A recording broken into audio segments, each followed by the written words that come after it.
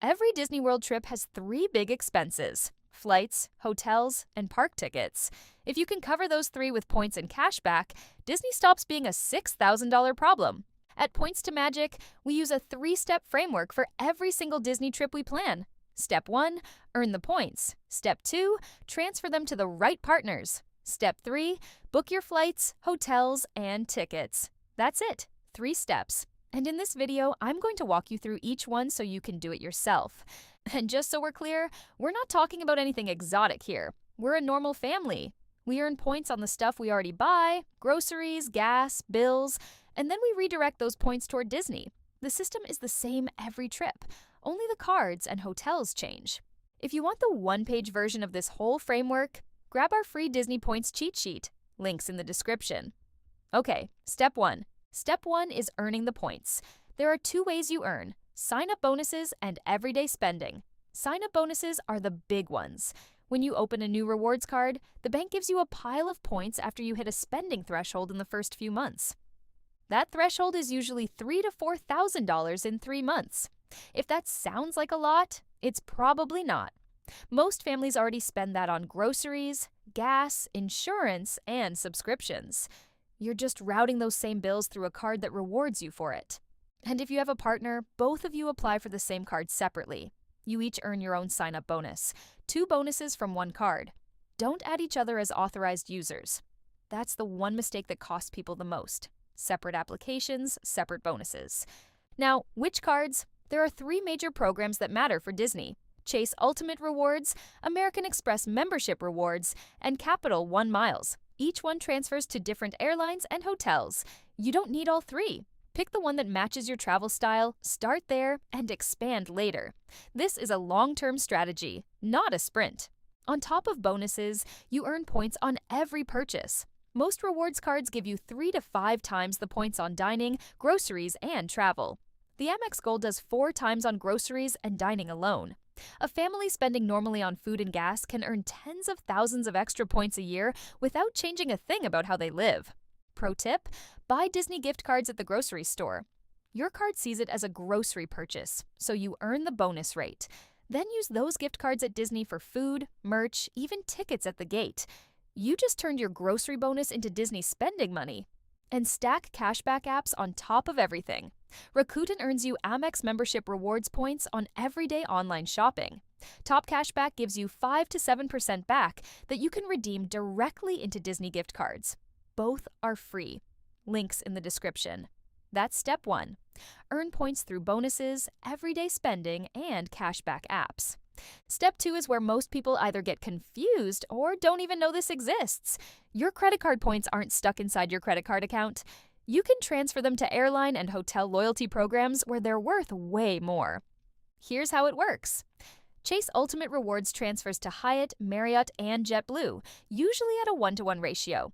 That means 1 Chase point becomes 1 Hyatt point or 1 JetBlue point. American Express transfers to Hilton, Marriott, and Delta. Capital One transfers to a bunch of airlines. Each program has different partners, and the transfer ratios matter. Why does this matter? Because 12,000 Chase points transferred to Hyatt books you a night at the Hyatt Grand Cypress, which is 10 minutes from Disney.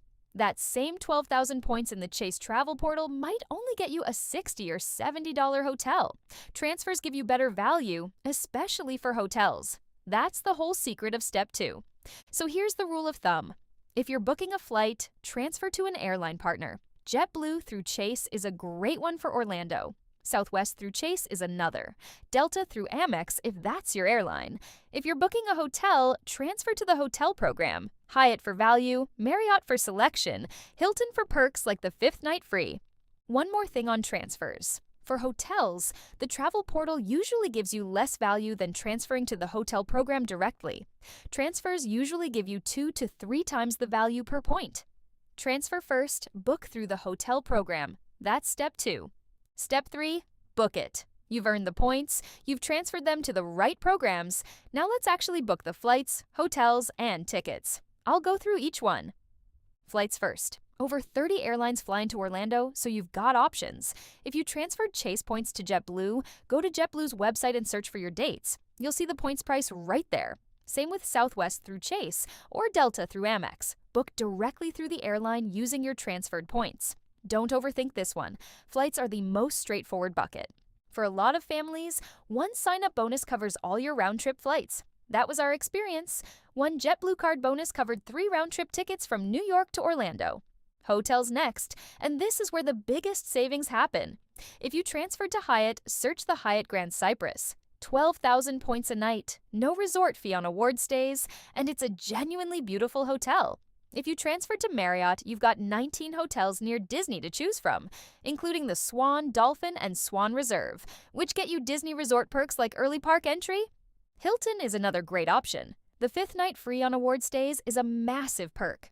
Book 5 nights, pay for 4. And Hilton waives resort fees on point stays, which saves you another $20 to $40 a night that cash guests pay. The point is, you're staying at real nice hotels near Disney for $0.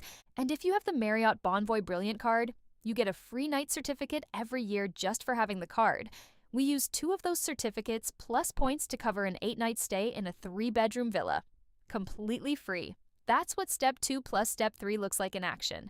Now tickets. This is the trickiest bucket because you can't use points directly on Disney's website.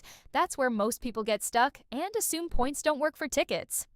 Here's the workaround. Buy your tickets from Undercover Tourist. They're a Disney-authorized reseller, same exact tickets. When you check out through PayPal, you can use your Amex membership rewards points to pay, or buy with Capital One and erase the purchase with miles after the fact.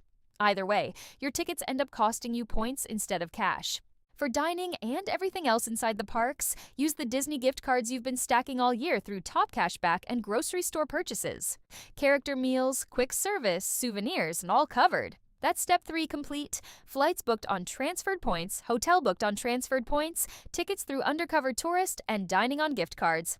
Let's zoom out and see the full picture. Step 1, earn points through sign-up bonuses, everyday spending on bonus categories, and cashback apps.